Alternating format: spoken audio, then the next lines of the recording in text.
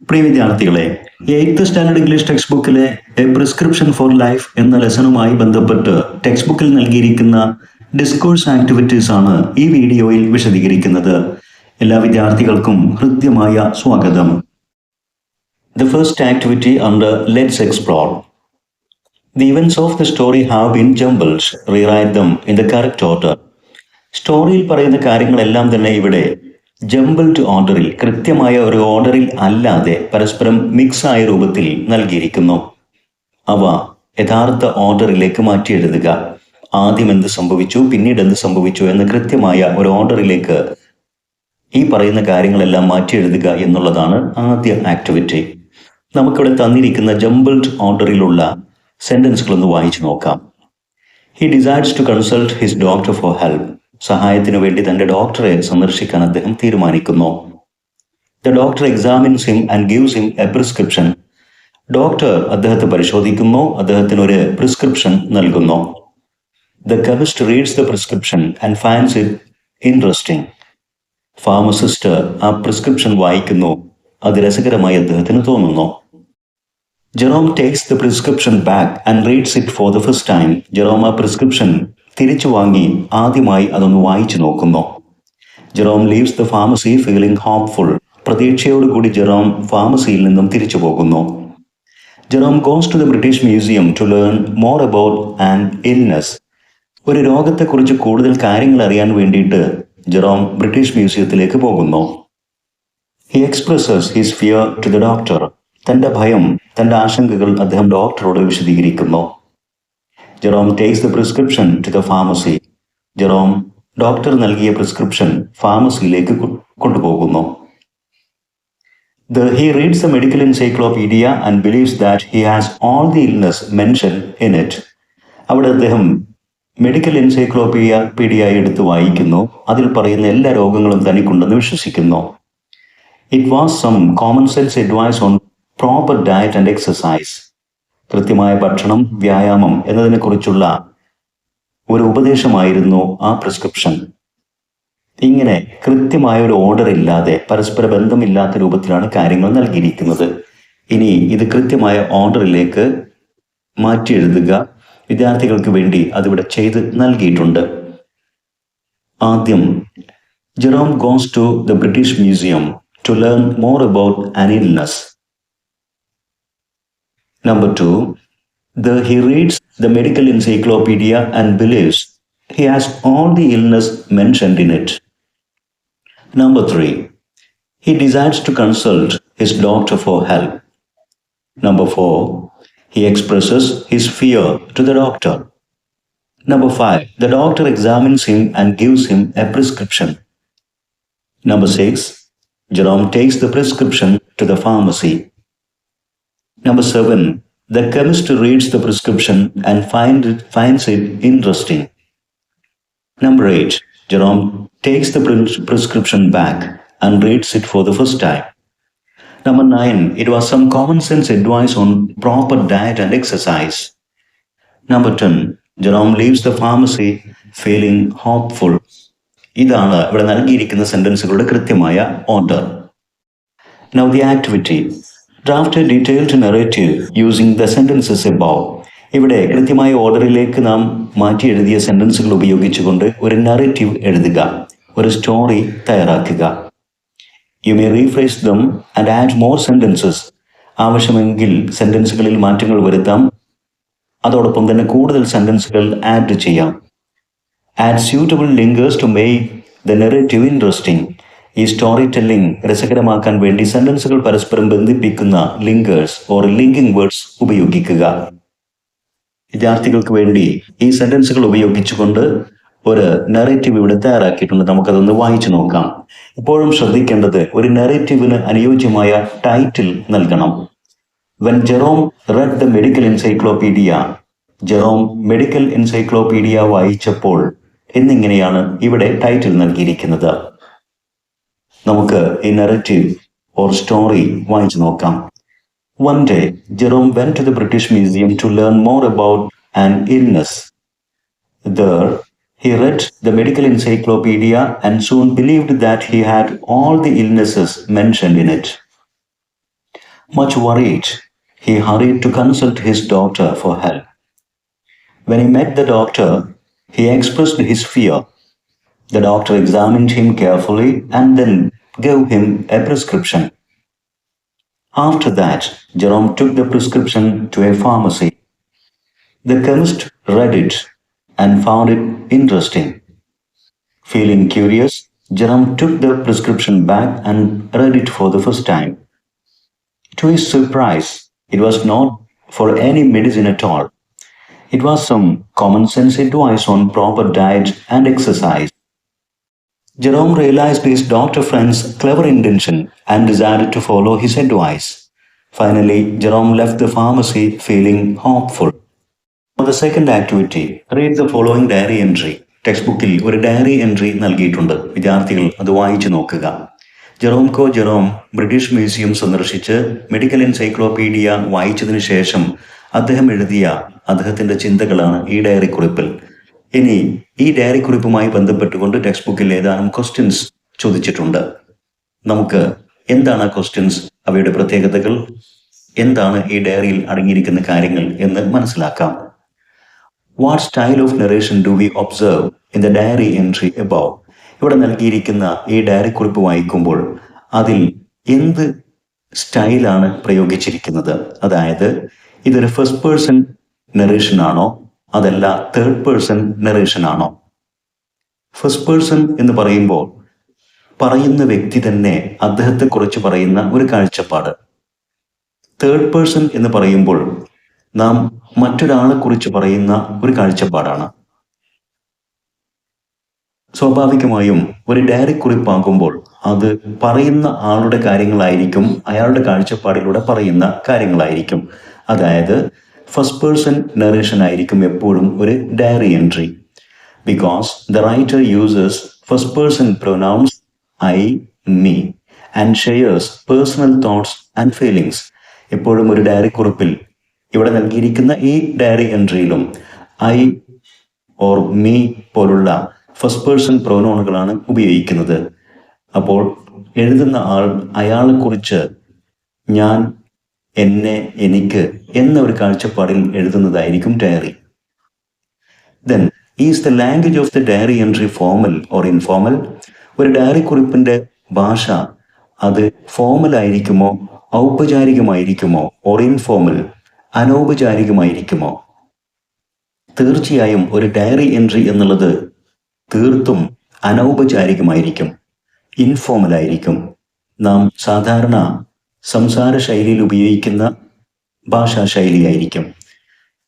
It has informal expressions, exclamations and personal remarks like oh what a day and am a hospital myself.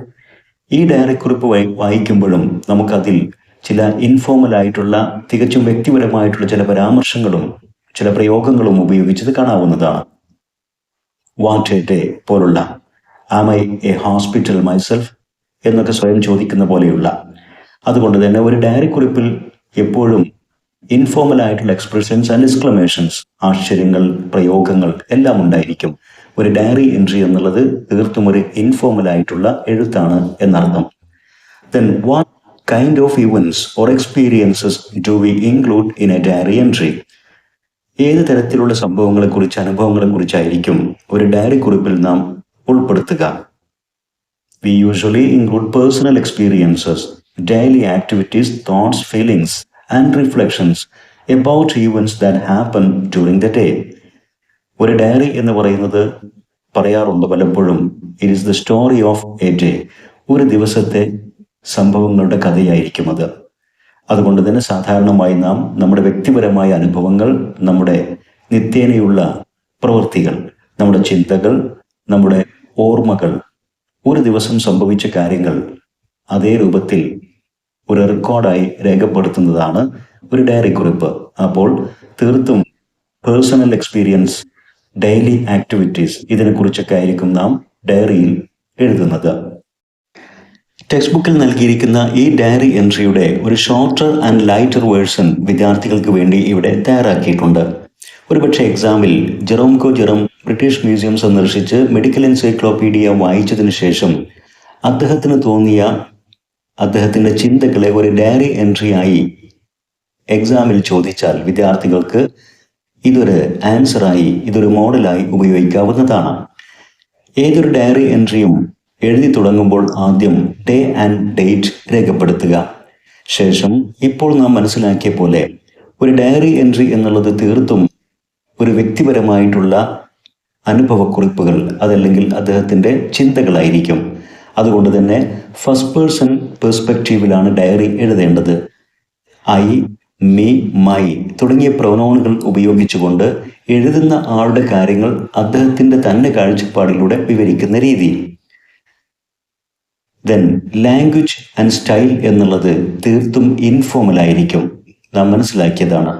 അതോടൊപ്പം തന്നെ question ശരിയാംവിധം വായിച്ച് ഏത് കഥാപാത്രത്തിൻ്റെ ഏത് തരത്തിൽപ്പെട്ട feelings or emotions ആണ് പ്രകടമാക്കേണ്ടത് എന്ന് മനസ്സിലാക്കി അതിനനുസൃതമായിട്ടുള്ള വാക്കുകളും വാക്യങ്ങളുമാണ് ഡയറിയിൽ ഉപയോഗിക്കേണ്ടത്. ചിലപ്പോൾ അതൊരു സർപ്രൈസ് ആയിരിക്കാം, അതല്ലെങ്കിൽ ഡിസപ്പോയിൻമെൻറ്റ് ഒരു ഹാപ്പിനെസ്, ഇതൊക്കെ ആയിരിക്കാം ഡയറിയിലൂടെ പ്രകടമാക്കേണ്ടത്. അതിനനുസൃതമായിട്ടുള്ള ഇൻ്റർജെക്ഷൻസ്, ആശ്ചര്യവാക്കുകൾ, എക്സ്ക്ലമേറ്ററി സെൻറ്റൻസസ്, നമ്മുടെ അത്ഭുതം, നമ്മുടെ നിരാശ, ദുഃഖം, അതോടൊപ്പം തന്നെ അമിതമായ സന്തോഷം, ആഹ്ലാദം, ഇതൊക്കെ പ്രകടമാക്കുന്ന തരത്തിലുള്ള വാക്യങ്ങൾ ധാരാളമായിട്ട് ഉപയോഗിക്കാൻ, സാന്ദർഭികമായി ഉപയോഗിക്കാൻ ശ്രദ്ധിക്കുക. ഇവിടെ നൽകിയ ഈ മോഡൽ ഡയറി നമുക്കൊന്ന് വായിച്ചു നോക്കാം. ആദ്യം ട്യൂസ്ഡേ 5th August 2025 എന്നിങ്ങനെ ഡേ ആൻഡ് ഡേറ്റ് നൽകിയത് ശ്രദ്ധിക്കുക. Then what a fussy day. I made a fool of myself and now I feel so ashamed. Jerome അന്ന് ആ ദിവസം സ്വയം വിഡ്ഢിയായതിനെക്കുറിച്ച് അദ്ദേഹം ഇപ്പോൾ ലജ്ജയോടുകൂടി ഓർക്കുന്നു. ഇതാണ് ഈ ഡയറിയുടെ തീം, അതല്ലെങ്കിൽ ഡയറി കൊണ്ട് ഉദ്ദേശിച്ച കാര്യം. അതിനനുസൃതമായ വാക്കുകൾ ഉപയോഗിച്ചത് ശ്രദ്ധിക്കുക. What a fussy day. I made a fool of myself. ഞാൻ ഇന്ന് സ്വയം ഒരു വിഡ്ഢിയായി. And now I feel so ashamed. എനിക്കിപ്പോൾ ലജ്ജ തോന്നുന്നു. I went to the British Museum to learn about hay fever. I don't know why I read about all the diseases in the medical encyclopedia. British മ്യൂസിയത്തിൽ ഞാൻ പോയത് ഹേ ഫീവറിനെ കുറിച്ച് വായിക്കാനാണ്. എന്നാൽ medical എൻസൈക്ലോപീഡിയയിൽ ഉൾപ്പെടുന്ന എല്ലാ രോഗത്തെക്കുറിച്ചും ഞാൻ എന്തിനു വായിച്ചു എന്ന് എനിക്കത് പോലും അറിയില്ല. Then I felt I had all the diseases I read about. അത് വായിച്ച ശേഷം അതിലുണ്ടായിരുന്ന എല്ലാ രോഗങ്ങളും എനിക്കുണ്ടെന്ന് എനിക്ക് തോന്നി. Scared and worried, I hurried to my doctor friend. ആകെ പേടിച്ച് ഞാൻ എൻ്റെ സുഹൃത്തായ ഡോക്ടറെ കാണാൻ കുതിച്ചോടി. I couldn't even explain what problems I had. എന്തൊക്കെ പ്രശ്നങ്ങളായിരുന്നു എനിക്കുണ്ടായിരുന്നത് എന്ന് വിവരിക്കാൻ എനിക്കാകുമായിരുന്നില്ല. It was easier to tell him what I didn't have. കുറച്ചുകൂടെ എളുപ്പം എനിക്കെന്ത് പ്രശ്നമാണ് ഇല്ലാത്തത് എന്ന് പറയുന്നതായിരുന്നു. അതായിരുന്നു എൻ്റെ അപ്പോഴത്തെ അവസ്ഥ. From my words and over anxiety, I think he understood what my real problem was. എൻ്റെ വാക്കുകളിൽ നിന്നും അമിതമായ ഉത്കണ്ഠയിൽ നിന്നും എൻ്റെ സുഹൃത്തിന് വളരെ എളുപ്പം എൻ്റെ പ്രശ്നം എന്താണെന്ന്, എൻ്റെ പ്രോബ്ലം എന്താണെന്ന് മനസ്സിലാക്കാൻ സാധിച്ചു എന്നാണ് എനിക്ക് തോന്നുന്നത്. His prescription showed it. അദ്ദേഹത്തിൻ്റെ പ്രിസ്ക്രിപ്ഷൻ അത് തെളിയിക്കുകയും ചെയ്തു. Again, I was an idiot at the pharmacy. വീണ്ടും ഫാർമസിയിൽ ഞാൻ ഒരു വിഡ്ഢിയായി. The pharmacist mockingly told me his shop wasn't a hotel or a cooperative store. എനിക്ക് ഡോക്ടർ നൽകിയ പ്രിസ്ക്രിപ്ഷൻ വായിച്ച് ഫാർമസിസ്റ്റ് എന്നെ കളിയാക്കിക്കൊണ്ട് പറഞ്ഞത് അദ്ദേഹത്തിൻ്റെ ആ ഷോപ്പ് അതൊരു ഹോട്ടലോ കോപ്പറേറ്റീവ് സ്റ്റോറോ ഒന്നുമല്ല എന്നായിരുന്നു. Only then did I read the prescription. അപ്പോഴാണ് ഡോക്ടറുടെ പ്രിസ്ക്രിപ്ഷൻ ഞാനും ഒന്ന് വായിച്ചത്. It simply advised me to live a healthy life with proper food, regular exercise, good sleep, and most importantly to keep all unwanted worries out of my head. ആ prescription അതൊരു ഉപദേശമായിരുന്നു. നല്ല ഭക്ഷണം കഴിച്ച് വ്യായാമം ചെയ്ത് നല്ല ഉറക്കത്തോടെ അതിനൊക്കെ ഉപരിയായി അനാവശ്യ ചിന്തകൾ മനസ്സിൽ തലയിൽ കയറ്റാതെ ജീവിക്കുക എന്നുള്ള ഒരു ഉപദേശം. അതല്ലാതെ അതിലൊരു മെഡിസിനും പറഞ്ഞിരുന്നില്ല. ഏതായാലും താങ്ക് യു മൈ ഫ്രണ്ട്. എൻ്റെ സുഹൃത്തായ ഡോക്ടർ, നിനക്ക് നന്ദി. Whether or not you laughed at me, you help me save my health. താങ്കൾ എന്നെ പരിഹസിച്ചതാകാം, അല്ലെങ്കിൽ പരിഹസിച്ചതല്ലാതാകാം. പരിഹസിച്ചാലും അല്ലെങ്കിലും താങ്കളുടെ ഈ ഉപദേശം എൻ്റെ ആരോഗ്യം സംരക്ഷിക്കാൻ എനിക്ക് സഹായകരമായി. Now, next activity, read the following extracts, sample A and sample B. Text ബുക്കിൽ 2 തരത്തിൽപ്പെട്ട രചനകൾ നൽകിയിട്ടുണ്ട്. സാമ്പിൾ എ അതൊരു സ്റ്റോറി ടെല്ലിംഗ് സ്റ്റൈലാണ്. ഒരു തേർഡ് പേഴ്സണിൽ രചിക്കപ്പെട്ട, തേർഡ് പേഴ്സൺ പെർസ്പെക്റ്റീവിൽ രചിക്കപ്പെട്ടിരിക്കുന്ന ഒരു നറേറ്റീവ്. സാമ്പിൾ ബി എന്നുള്ളത് ഒരു ഫസ്റ്റ് പേഴ്സൺ ഡയറി എൻട്രിയാണ്. ഇവ രണ്ടും വായിച്ച് അവയുടെ പ്രത്യേകതകൾ മനസ്സിലാക്കുക. Sample A. Sophie had been wearing her grandmother's precious ring for weeks. One day, while at school, she realized it was missing. Panicking, she searched everywhere, her desk, the entire classroom, and even the playground, but couldn't find it.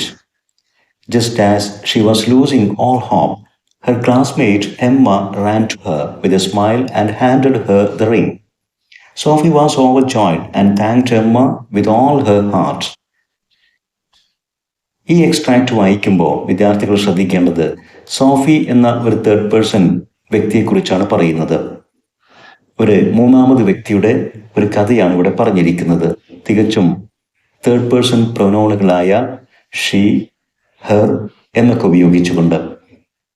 Then ഇതേ സോഫി ഒരു diary entry എഴുതിയാൽ എങ്ങനെയിരിക്കും? അതാണ് sample ബിയിൽ പറയുന്നത്. I was so scared today. Sophy അവളുടെ കാര്യം അവളുടെ കാഴ്ചപ്പാടിൽ നിന്നുകൊണ്ട് പറയുന്നു.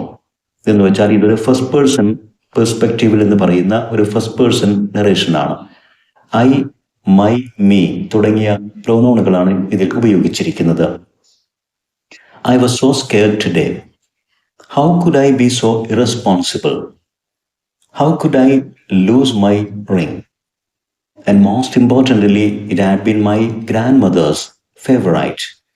I searched everywhere, my desk, the entire classroom, and even the grounds. I've never searched the entire school in this way. Thank God, Emma came bearing my ring like an angel. At that moment, she was truly an angel from heaven. I'm so grateful to her. And I will never forget it. ഇവിടെ Sophy I, my, me തുടങ്ങിയ first person പ്രൊനൗണുകൾ ഉപയോഗിച്ചുകൊണ്ട് diary entry തയ്യാറാക്കിയത് വായിച്ചു. ആദ്യത്തേത് ഒരു സ്റ്റോറിയാണ്. അവിടെ വേറെ ഒരാളുടെ കാര്യങ്ങളാണ് പറയുന്നത്, അഥവാ ഒരു തേർഡ് പേഴ്സന്റെ കാര്യങ്ങൾ, മൂന്നാമതൊരു വ്യക്തിയുടെ കാര്യങ്ങൾ പറയുന്നു. അവൾ, അവളുടെ എന്നൊക്കെ അർത്ഥം ഉപയോഗിച്ചുകൊണ്ട്. ഇവിടെ സോഫി സ്വന്തം കാര്യം പറഞ്ഞിരിക്കുന്നു. ഐ, മൈ, മീ, ഞാൻ, എൻ്റെ, എനിക്ക് എന്നിങ്ങനെയുള്ള സ്വന്തം കാര്യം പറയുന്ന ഫസ്റ്റ് പേഴ്സൺ നറേഷൻ. വിദ്യാർത്ഥികൾ ഇതിൽ നിന്നും മനസ്സിലാക്കേണ്ടത് ഒരു ഡയറി എന്നുള്ളത് എപ്പോഴും സ്വന്തം കാര്യം പറയുന്ന ഫസ്റ്റ് പേഴ്സൺ നറേഷൻ ശൈലിയായിരിക്കും. Now share your thoughts by filling in the blanks in the table. Sample എയും വായിച്ചു, ബിയും വായിച്ചു. ഇനി നിങ്ങളുടെ ചിന്തകൾ, നിങ്ങൾ എന്താണ് മനസ്സിലാക്കിയത് എന്നുള്ളത് ഈ ടാബിളിൽ പൂർത്തീകരിച്ചെഴുതുക. ആദ്യം പോയിന്റ് ഓഫ് വ്യൂ. 2 രീതിയിലുള്ള രചനകളുടെയും പെർസ്പെക്റ്റീവ്, കാഴ്ചപ്പാട്. ഏത് പോയിന്റ് ഓഫ് വ്യൂവിൽ നിന്നാണ് കാര്യങ്ങൾ പറയുന്നത്? ആദ്യം സാമ്പിൾ എ എന്നുള്ളത് ഒരു നെറേറ്റീവാണ്, അഥവാ ഒരു സ്റ്റോറി ടെല്ലിംഗ് ആണ്. അതൊരു തേർഡ് പേഴ്സൺ പെർസ്പെക്റ്റീവിൽ ആണ് പറഞ്ഞിരിക്കുന്നത്. സാമ്പിൾ ബി സ്വന്തമായി കാര്യം പറഞ്ഞിരിക്കുന്ന ഒരു ഫസ്റ്റ് പേഴ്സൺ പെർസ്പെക്റ്റീവിൽ പറഞ്ഞിരിക്കുന്ന ഡയറി എൻട്രിയാണ്. Then purpose. എന്താണ് ഒരു നറേറ്റീവിൻ്റെ purpose? To tell a story or describe an event. ഒരു കഥ പറയുക, അതല്ലെങ്കിൽ ഏതെങ്കിലും ഒരു സംഭവത്തെക്കുറിച്ച് ഒരു കഥ പോലെ വിശദീകരിക്കുക. ഇതാണ് ഒരു നറേറ്റീവിൻ്റെ പേർപ്പസ്. എന്നാൽ ഒരു ഡയറി എൻട്രിയുടെ പേർപ്പസ് എന്നുള്ളത് to record personal thoughts, feelings and experience. ഒരു വ്യക്തിയുടെ ചിന്തകൾ, വികാരങ്ങൾ, അനുഭവങ്ങൾ അതൊക്കെ വ്യക്തിപരമായി തന്നെ റെക്കോർഡ് ചെയ്യുക എന്നുള്ളതാണ് ഒരു ഡയറി എൻട്രിയുടെ purpose. Then style of a narrative. Descriptive ആയിരിക്കും. ഒരു കഥ പറയുന്ന പോലെ വിശദീകരണം നൽകുന്ന ഒരു സ്റ്റൈലാണ് ഉപയോഗിക്കുന്നത്. എന്നാൽ ഒരു ഡയറി എൻട്രി എന്നുള്ളത് പലപ്പോഴും റിഫ്ലക്റ്റീവ് ആയിരിക്കും. നാം നമ്മുടെ ചിന്തകൾ പങ്കുവെക്കുന്ന ഒരു ശൈലി. Then structure. ഒരു നറേറ്റീവിന് ഒരു ബിഗിനിങ്, മിഡിൽ ആൻഡ് എൻഡ്, ഒരു തുടക്കവും അതിൻ്റെ ഒരു ഡെവലപ്മെൻറ്റ്, ഒരു മധ്യഭാഗവും, അതോടൊപ്പം തന്നെ ഒരു ഇഫക്റ്റീവായിട്ടുള്ള ഒരു കഥ പറഞ്ഞ് അവസാനിപ്പിക്കുന്ന ഒരു ശൈലിയുമൊക്കെ ഉണ്ടായിരിക്കും. എന്നാൽ ഒരു ഡയറി എൻട്രിക്ക് ഇങ്ങനെയുള്ളൊരു ബിഗിനിങ്, മിഡിൽ, എൻഡ് എന്ന് നമുക്ക് വ്യക്തമായിട്ട് വേർതിരിച്ച് പറയാനോ മനസ്സിലാക്കാനോ സാധിക്കില്ല. ഏതായാലും ഒരു ഡയറി എൻട്രിക്ക് ബിഗിൻസ് വിത്ത് എ ഡേറ്റ്, ഒരു ഡേ ആൻഡ് ഡേറ്റ് കൊണ്ട് അത് തുടങ്ങും. Days, events in their order, ഒരു ദിവസത്തെ കാര്യമാണ് പറയുന്നത്. ആ ഒരു ദിവസം സംഭവിച്ച കാര്യങ്ങൾ അതിൻ്റെതായ ഓർഡറിൽ വിശദീകരിക്കും. Ends with a promise or hope, ഒരു ഡയറി എൻട്രി പലപ്പോഴും ഏതെങ്കിലും ഒരു പ്രോമിസ് കൊണ്ടോ, ഒരു തീരുമാനമെടുത്ത്, അതല്ലെങ്കിൽ ഒരു പ്രോമിസ് കൊണ്ട്, അതല്ലെങ്കിൽ ഒരു പ്രതീക്ഷ, ഹോപ്പ്, ഇതൊക്കെ വെച്ചാണ് അവസാനിപ്പിക്കുന്നത്. ആ ഒരു സ്ട്രക്ചറാണ് ഡയറി എൻട്രിക്ക് ഉണ്ടാവുക. Now, next activity. Let's attempt the likely diary entry of the chemist at the pharmacy. ഫാർമസിയിലെ ഫാർമസിസ്റ്റിൻ്റെ ഒരു ഡയറി കുറിപ്പ് തയ്യാറാക്കുക. ജെറോം ഫാർമസിയിൽ വളരെ വിചിത്രമായിട്ടുള്ള ഒരു പ്രിസ്ക്രിപ്ഷനും കൊണ്ടുവന്ന് അത് വായിച്ച അദ്ദേഹത്തിൻ്റെ ചിന്തകൾ പങ്കുവെക്കുന്ന തരത്തിലുള്ള ഒരു ഡയറിയാണ് തയ്യാറാക്കേണ്ടത്. നേരത്തെ സൂചിപ്പിച്ച പോലെ ആദ്യം ഡേ ആൻഡ് ഡേറ്റ്. നമുക്ക് ഈ ഡയറി ഒന്ന് വായിച്ചു നോക്കാം. A very strange thing happened today. A man walked in with a prescription. ഇന്ന് വിചിത്രമായ ഒരു കാര്യം സംഭവിച്ചു. ഒരാൾ ഒരു പ്രിസ്ക്രിപ്ഷനും കൊണ്ട് ഫാർമസിയിൽ വന്നു. He looked quite anxious. അദ്ദേഹം വളരെ ആശങ്കാകുലനായിരുന്നു. I took it from him and began to read. ഞാൻ ആ പ്രിസ്ക്രിപ്ഷൻ അദ്ദേഹത്തിൽ നിന്ന് വാങ്ങിച്ച് അതൊന്ന് വായിച്ചു. Strange, വിചിത്രമായി തോന്നി. I couldn't help laughing. അത് കണ്ട് എനിക്ക് ചിരിക്കാതിരിക്കാനായില്ല. No medicine was prescribed. ആ ഡോക്ടർ അതിലൊരു മെഡിസിനും നിർദ്ദേശിച്ചിരുന്നില്ല. Only some advice to eat well, exercise regularly, sleep properly, and above all, avoid unnecessary worries. പകരം ഡോക്ടർ അതിൽ കുറിച്ചിരുന്നത് നന്നായി ഭക്ഷണം കഴിച്ച്, വ്യായാമം ചെയ്ത്, നല്ല ഉറക്കത്തോടെ, എന്നാൽ അതിലൊക്കെ ഉപരിയായി അനാവശ്യമായ ആകുല ചിന്തകൾ ഒഴിവാക്കാനുള്ള ഒരു ഉപദേശമായിരുന്നു ആ പ്രിസ്ക്രിപ്ഷനിൽ ഉണ്ടായിരുന്നത്. I realized the doctor had used a clever method to make this over-anxious patient understand his real problem. അത് വായിച്ചപ്പോൾ തന്നെ എനിക്ക് മനസ്സിലായി, ബുദ്ധിമാനായ ആ ഡോക്ടർ വളരെ സമൃദ്ധമായ ഒരു രീതിയാണ് സ്വീകരിച്ചിരിക്കുന്നത്.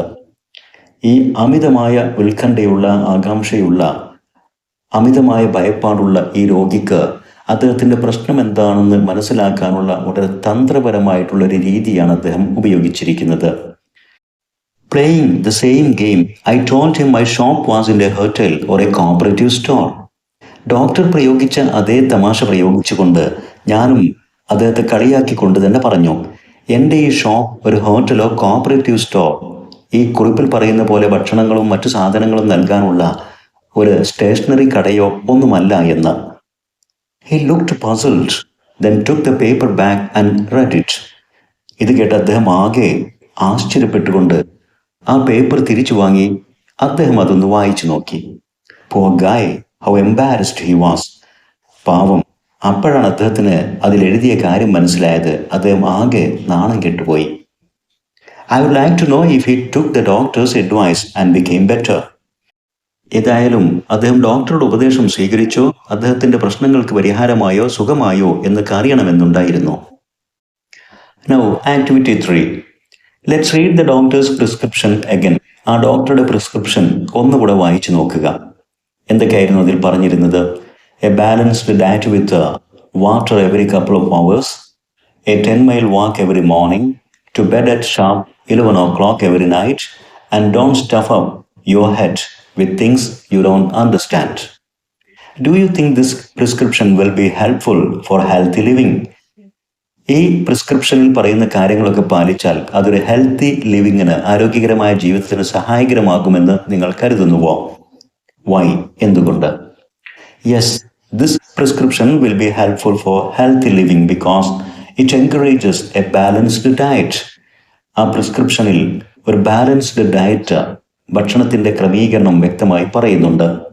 റെഗുലർ എക്സസൈസ്, നിത്യേനയുള്ള വ്യായാമത്തെക്കുറിച്ചും, പ്രോപ്പർ സ്ലീപ്പ്, യഥാർത്ഥമായ ശരിയാം വിധമുള്ള ഉറക്ക്, and a stress free mind, ആശങ്കകളില്ലാത്ത, ആകുലതകളില്ലാത്ത, അനാവശ്യമായ സ്ട്രെസ് ഒഴിവാക്കിക്കൊണ്ടുള്ള ഒരു മനസ്സ്. ഇതെല്ലാം തന്നെ all essential for good health. ഇതെല്ലാം നല്ല ആരോഗ്യത്തിൻ്റെ അത്യാവശ്യ ഘടകങ്ങളാണ്. Now the list of essential habits for maintaining good health is given below. നല്ല ആരോഗ്യം പരിപാലിക്കാനുള്ള ചില ഘടകങ്ങളെക്കുറിച്ച് ഇവിടെ ഒരു ലിസ്റ്റ് രൂപത്തിൽ പറഞ്ഞിട്ടുണ്ട്. Add a few more such expressions to the list. അത്തരത്തിൽപ്പെട്ട ചില ഘടകങ്ങൾ കൂടെ ആ ലിസ്റ്റിലേക്ക് ചേർക്കുക. ഉദാഹരണത്തിന്, ഹാവ് എ ബാലൻസ്ഡ് ഡയറ്റ്, നല്ല പോഷകാഹാര ക്രമീകരണമുള്ള ഭക്ഷണശീലം. ഡ്രിങ്ക് ഇനഫ് വാട്ടർ, ആവശ്യത്തിന് വെള്ളം കുടിക്കുക. സ്ലീപ്പ് വെൽ, നന്നായി ഉറങ്ങുക. ഇതോടൊപ്പം എക്സസൈസ് റെഗുലർലി, കൃത്യമായി വ്യായാമം ചെയ്യുക. മെയിൻറ്റെയിൻ ഗുഡ് ഹൈജീൻ, നല്ല ശുചിത്വം പാലിക്കുക. Manage stress and stay positive, മാനസിക സംഘർഷങ്ങളെ നിയന്ത്രിക്കുക, എപ്പോഴും പോസിറ്റീവായി നിലകൊള്ളുക. ഇതൊക്കെയാണ് ആരോഗ്യകരമായ ഒരു ജീവിതത്തിന് സഹായകരമാകുന്ന ഏതാനും ഘടകങ്ങൾ. Now add a few more to the list of the unhealthy practices we should avoid. നാം ജീവിതത്തിൽ ഒഴിവാക്കേണ്ടതായിട്ടുള്ള ചില unhealthy practices, അനാരോഗ്യകരമായിട്ടുള്ള ചില പ്രവൃത്തികൾ, പ്രവണതകൾ ആ ലിസ്റ്റിലേക്ക് ഇനിയും അല്പം കൂടെയൊക്കെ കൂട്ടിച്ചേർക്കുക. ഇവിടെ നൽകിയിരിക്കുന്ന അൺഹെൽത്തി പ്രാക്ടീസസ് ഇതൊക്കെയാണ്. Too much junk or processed food, അമിതമായി ജങ്ക് ഫുഡ് കഴിക്കുന്നത്. ലാക്ക് ഓഫ് ഫിസിക്കൽ ആക്ടിവിറ്റി, ശാരീരികമായിട്ടുള്ള ഒരു അധ്വാനവും ഇല്ലാതിരിക്കുന്ന, ശാരീരികമായ വ്യായാമം അല്ലെങ്കിൽ അധ്വാനത്തിൻ്റെ അഭാവം. എക്സസീവ് സ്ക്രീൻ ടൈം, അമിതമായിട്ട് മൊബൈൽ ഫോൺ, ടെലിവിഷൻ, കമ്പ്യൂട്ടർ, ആ സ്ക്രീനൊക്കെ ഉപയോഗിക്കുന്നത്. ഇറഗുലർ സ്ലീപ്പ് ഹാബിറ്റ്സ്, ക്രമം തെറ്റിയ ഉറക്കശീലം. ഒരു കൃത്യമായ ഉറക്കം അത് ആരോഗ്യകരമായ ഒരു കാര്യമാണ്. ഇറഗുലർ ആയിട്ടുള്ള സ്ലീപ്പ് ഹാബിറ്റ്സ് തികച്ചും അൺഹെൽത്തിയാണ്. സ്മോക്കിംഗ്, പുകവലി, അതുപോലെ തന്നെ മറ്റ് ഡ്രഗ്സ് ഉപയോഗം, ഇതെല്ലാം തന്നെ തീർത്തും അൺഹെൽത്തിയാണ്. എക്സസ് വറീസ് ആൻഡ് ആങ്സൈറ്റീസ്, അതിലൊക്കെ ഉപരിയായിട്ട് അനാവശ്യമായിട്ടുള്ള ആശങ്കകളും ആകുലതകളും സ്ട്രെസ് വർദ്ധിപ്പിക്കും. ഇതൊക്കെ തീർത്തും അൺഹെൽത്തി ആയിട്ടുള്ള കാര്യങ്ങളാണ്. നാം ജീവിതത്തിൽ നിന്നും ഒഴിവാക്കേണ്ടതായ ഘടകങ്ങളാണ്. Now the last activity, we have discussed the healthy habits we need to develop and the unhealthy practices that we should avoid. നാം ജീവിതത്തിൽ നിലനിർത്തേണ്ടതായിട്ടുള്ള ഹെൽത്തി ഹാബിറ്റ്സും ജീവിതത്തിൽ നിന്ന് മാറ്റി നിർത്തേണ്ടതായിട്ടുള്ള അൺഹെൽത്തി ഹാബിറ്റ്സും പ്രാക്ടീസും നാം മനസ്സിലാക്കി കഴിഞ്ഞു. Now write a paragraph on the role of habits in shaping health and well-being.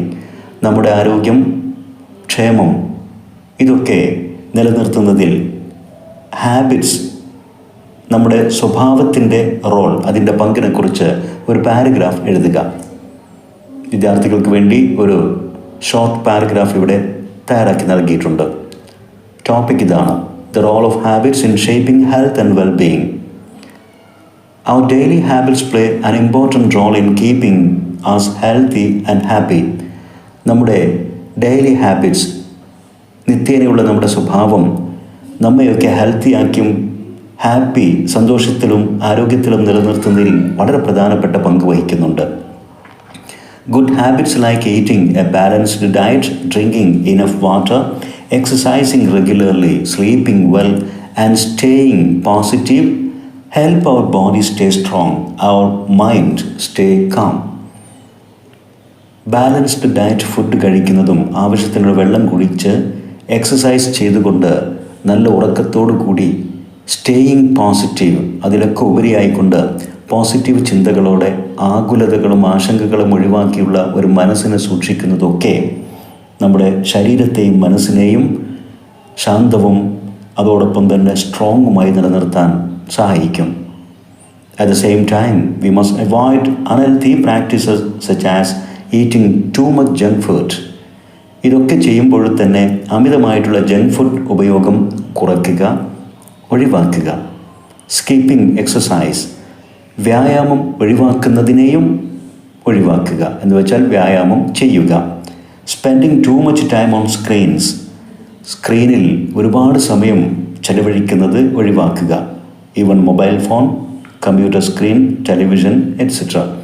Sleeping late, വളരെ വൈകി ഉറങ്ങുന്ന അല്ലെങ്കിൽ ഇറഗുലറായിട്ടുള്ള സ്ലീപ്പിംഗ് ഹാബിറ്റ്സ് അതൊക്കെ ഒഴിവാക്കുക. Above all worrying too much, ഏതെങ്കിലും ഒരു കാര്യത്തെക്കുറിച്ച് അമിതമായി വിഷമിക്കുക, ആശങ്കപ്പെടുക, ഇതൊക്കെ ഒഴിവാക്കുക. By following healthy habits and avoiding harmful ones, ആരോഗ്യകരമായ ഘടകങ്ങളെ പിന്തുടർന്നുകൊണ്ടും ഹാംഫുൾ ആയിട്ടുള്ളവയെ, നമുക്ക് ദോഷകരമായിട്ടുള്ളവയെ ഒഴിവാക്കിക്കൊണ്ടും നാം മുന്നോട്ട് പോവുകയാണെങ്കിൽ we can improve our health, നമുക്ക് നമ്മുടെ ആരോഗ്യത്തെ മെച്ചപ്പെടുത്താം. Feel energetic and enjoy life better, എപ്പോഴും നമുക്ക് ഒരു ഊർജ്ജസ്വലത അനുഭവിക്കാം, അതോടൊപ്പം ജീവിതം ആസ്വദിക്കാം. ഇത്രയുമാണ് എ പ്രിസ്ക്രിപ്ഷൻ ഫോർ ലൈഫ് എന്ന ലെസണുമായി ബന്ധപ്പെട്ട് ടെക്സ്റ്റ് ബുക്കിൽ നൽകിയിരിക്കുന്ന ഏതാനും ഡിസ്കോഴ്സ് ആക്ടിവിറ്റീസ്. ഇവിടെ വിശദീകരിച്ച കാര്യങ്ങളെല്ലാം തന്നെ വിദ്യാർത്ഥികൾക്ക് തീർച്ചയായും അവരുടെ എക്സാമുകളിൽ സഹായകരമാകും.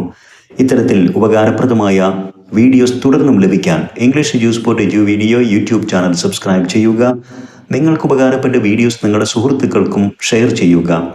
അതോടൊപ്പം നിങ്ങളുടെ വിലപ്പെട്ട അഭിപ്രായങ്ങളും നിർദ്ദേശങ്ങളും കമൻറ്റ് ചെയ്യുക. Thanks for watching.